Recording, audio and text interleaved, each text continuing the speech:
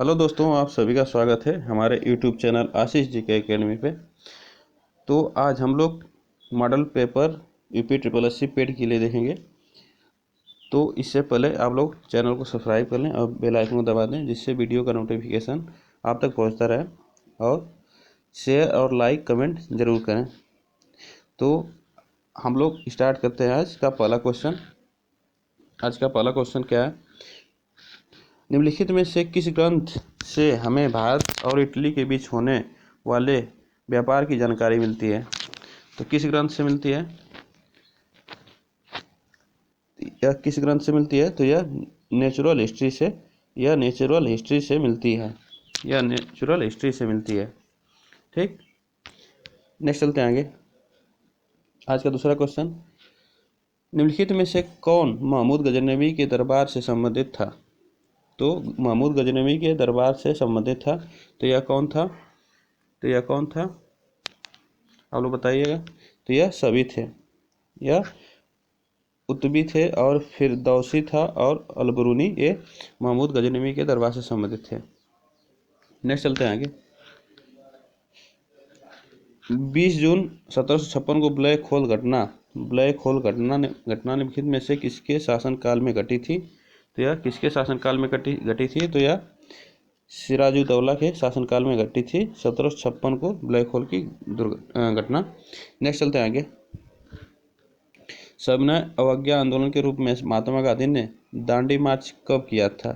तो सविनय अवज्ञा आंदोलन के रूप में दांडी मार्च महात्मा गांधी ने कब किया था? तो यह 12 मार्च 1930 को किया था। यह 12 मार्च 1930 को किया था। ठीक, इसमें कितने अनुयायी थे? तो इसमें 78 अनुयायी थे।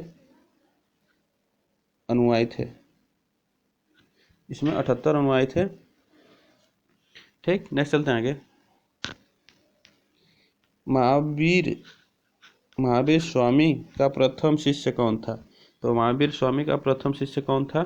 तो ये जमाली था इनका प्रथम शिष्य, और इनका दामाद भी था। इनकी जो लड़की थी इनकी लड़की से इसका विवाह हुआ था, तो इनका दामाद भी था और प्रथम शिष्य भी था जमाली। ठीक, नेक्स्ट चलते हैं। ऑप्शन नंबर इसमें ए सही है, बी सही है। नेक्स्ट चलते हैं आगे।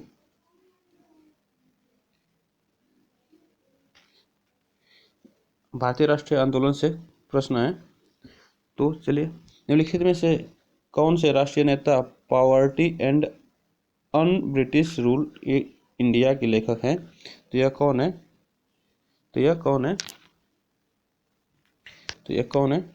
यह दादा भाई नौरोजी हैं। ये कब दादा भाई नौरोजी हैं। चलिए नेक्स्ट चलते हैं आगे।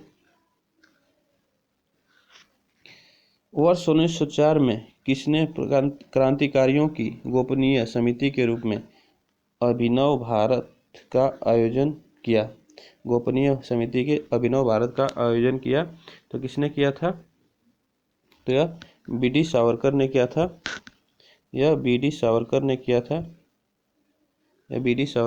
था। ठीक,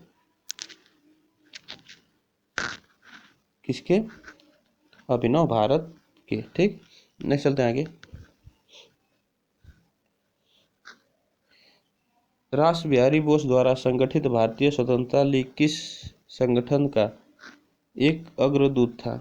तो किस संगठन का एक अग्रदूत था? तो यह किसका था? तो यह भारतीय राष्ट्रीय फौज का एक अग्रदूत था। कौन? रास बिहारी बोस द्वारा संगठित भारतीय स्वतंत्रता लीग की। तो यह इसकी कब स्थापना हुई थी? नहीं,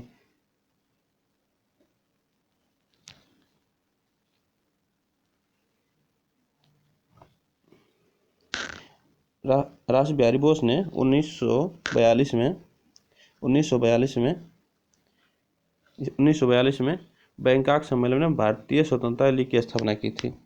इसकी कब स्थापना की थी? तो यह भारतीय स्वतंत्रता लीग की स्थापना कब की थी? तो 1942 में। आप लोग इसको याद रखिएगा।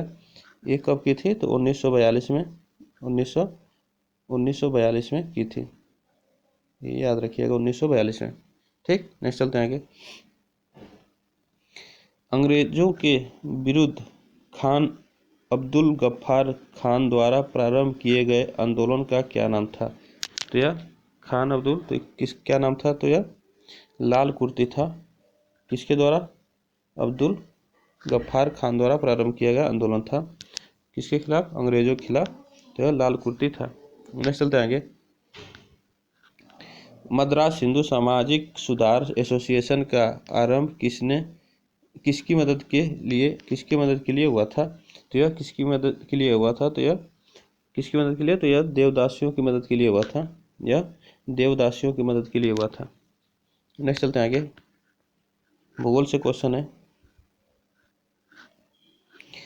न्यूट्रॉन तारे पल्स के सिकुड़ने से बना असीमित घनत्व का द्रव्ययुक्त पिंड जो किसी प्रकार के विकिरण को बाहर नहीं जाने देता क्या कहलाता है? तो यह क्या कहलाता है? बाहर नहीं जाने देता। तो यह ब्लैक होल कहलाता है। यह ब्लैक होल कहलाता है। यह ब्लैक होल कहलाता है। ठीक, नेक्स्ट चलते हैं आगे। बैगुला धारा किस महासागर की शीतल धारा है? बैगुला महासागर की शीतल धारा है किस महासागर की? तो यह दक्षिण अटलांटिक महासागर की यह ठंडी धारा है। ठीक, यह ठंडी धारा है। नेक्स्ट चलते हैं आगे। मशरूम चट्टान निम्नलिखित में से किससे संबंधित है? तो मशरूम चट्टान निम्नलिखित में से किससे संबंधित है? तो आप लोग बताइए, मशरूम चट्टान किससे संबंधित है? तो यह मरुस्थलीय स्थलाकृत से संबंधित है। ऑप्शन नंबर ए इसमें सही है, मरुस्थलीय स्थलाकृत से संबंधित है। मरुस्थलीय स्थलाकृत से संबंधित है। नेक्स्ट चलते हैं आगे। गिर नेशनल पार्क किस राज्य में है? तो गिर नेशनल पार्क किस राज्य में है? तो गिर नेशनल पार्क गुजरात में है। गिर नेशनल पार्क गुजरात में है, जहाँ बब्बर शेर पाए जाते हैं। ठीक, नेक्स्ट चलते हैं। नेक्स्ट क्वेश्चन क्या है? निम्नलिखित में से कौन पर्वतीय दर्रा उत्तराखंड में स्थित नहीं है? तो आपको बता दें कौन सा स्थित नहीं है। तो यह शिवकिला दर्रा स्थित नहीं है। ये कहाँ स्थित है? तो यह हिमाचल प्रदेश में स्थित है। हिमाचल प्रदेश में स्थित है। और ये लिपुलेख, नीति और मुलिंगला ये सब उत्तराखंड में है। ये तीनों उत्तराखंड में है। यह उत्तराखंड में है। ठीक, नेक्स्ट चलते हैं आगे। इसमें से ऑप्शन नंबर बी हमारा सही है। ठीक, नेक्स्ट आगे। भारतीय अर्थव्यवस्था से निम्नलिखित में से किसे मानव विकास सूचकांक में शामिल किया जाता है? तो किसे मानव सूचकांक में शामिल किया जाता है? तो यह किसे किया जाता है? तो ये सभी को किया जाता है।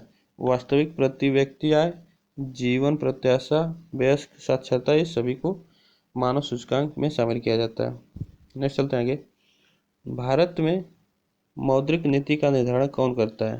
तो भारत में मौद्रिक नीति का निर्धारण कौन करता है? तो आप जानते हैं मौद्रिक नीति आरबीआई के द्वारा निर्धारण किया जाता है। नेक्स्ट आगे। निम्नलिखित में प्रत्यक्ष कर कौन सा है? तो प्रत्यक्ष कर कौन सा है? तो प्रत्यक्ष कर कौन सा है? तो यह आयकर है। यह प्रत्यक्ष कर है। प्रत्यक्ष कर आयकर है। ठीक, नेक्स्ट चलते हैं आगे। Question number 19। निम्नलिखित में से कौन सी आयकर की गणना के लिए कुल आय में से कटौती नहीं है? कुल आय में से कटौती नहीं है तो क्या है वो? व्यक्तिगत ऋण पर ब्याज कटौती। आय की गणना के लिए कुल आय में से कटौती नहीं है। ठीक, इसमें ऑप्शन नंबर डी सही है। नेक्स्ट क्वेश्चन चलते हैं। निम्न में से कौन सा बैंकों के राष्ट्रीयकरण का लक्ष्य नहीं है? तो कौन सा बैंकों का राष्ट्रीयकरण का लक्ष्य नहीं है? तो बैंकिंग कारोबार का बैंकिंग कारोबार का संकेंद्रण ये नहीं है राष्ट्रीयकरण का लक्ष्य। नेक्स्ट चलते हैं आगे। अब आ गया भारतीय संविधान एवं लोक प्रशासन। भारतीय संविधान एवं लोक प्रशासन। भारत में पंचायती राज की अनुशंसा के लिए बनी समिति के अध्यक्ष कौन थे? तो कौन थे? पंचायती राज समिति के अनुशंसा के लिए बनी थी समिति, कौन थे? यह बलवंत राय मेहता थे। बलवंत राय मेहता थे। और कब बनाए थे? तो 1957 में। 1957 में ये अध्यक्ष बने थे। त्रिस्तरीय पंचायत के गठन किए थे। ठीक, 1970 में, सॉरी 1900, ये बलवंत राय 1970 में, नहीं 70 नहीं, 57 है, 1957 में कौन? बलवंत राय मेहता। ठीक, ये 73वें संविधान संशोधन अधिनियम 1992 के तहत पंचायती राज संस्थाओं को संवैधानिक माना गया। कब किया गया था? तो 73वें संविधान संशोधन के तहत 1992 को पंचायती राज संस्थाओं को संवैधानिक माना गया। ठीक, नेक्स्ट चलते हैं आगे। 22वां क्वेश्चन, भारतीय संविधान में संशोधन का प्रावधान किस अनुच्छेद में किया गया? तो किस अनुच्छेद में किया गया? तो किस में किया गया था? तो अनुच्छेद 368 में किया गया था। भारतीय संविधान संशोधन का ये किस में किया गया था? 368 में किया गया था। और यह प्रक्रिया कहाँ से ली गई है? तो यह साउथ अफ्रीका से ली गई है। साउथ अफ्रीका से ली गई है यह प्रक्रिया। संशोधन की प्रक्रिया कहाँ से ली गई है? तो साउथ अफ्रीका 368 के तहत। ठीक, नेक्स्ट, मुख्य चुनाव आयुक्त को पद से हटाया जा सकता है। तो मुख्य चुनाव आयुक्त को पद से हटाया जा सकता है तो संसद के दोनों सदनों के सदस्यों के 2/3 बहुमत द्वारा। इसे संसद के दोनों सदनों के सदस्यों के 2/3 बहुमत द्वारा हटाया जा सकता है। ठीक है ना। नेक्स्ट चलते हैं आगे। संविधान सभा द्वारा भारतीय संविधान को कब पारित किया गया था? तो संविधान सभा द्वारा संविधान को कब पारित किया गया था? तो इसे कब पारित किया गया था? तो आपको बता दें 26 नवंबर 1949 को पारित किया गया था। और 26 जनवरी 1950 को संविधान लागू हुआ था। लागू, ये पूछेगा लागू पारित कब हुआ था? तो 26 नवंबर 1949 को पारित हुआ था। और लागू कब हुआ था? तो 26 जनवरी 1950 को यह लागू हुआ था। तो आप लोग ये ध्यान रखिएगा, पारित 26 नवंबर 1949 को और लागू 26 जनवरी 1950 को हुआ था। ठीक, नेक्स्ट चलते हैं आगे। और संविधान को बनने में कितना टाइम लगा था? तो 2 वर्ष 11 माह 18 दिन लगा था। ठीक, नेक्स्ट आगे चलते हैं। भारत की संसद द्वारा हिंदू विवाह अधिनियम कब लागू किया गया था?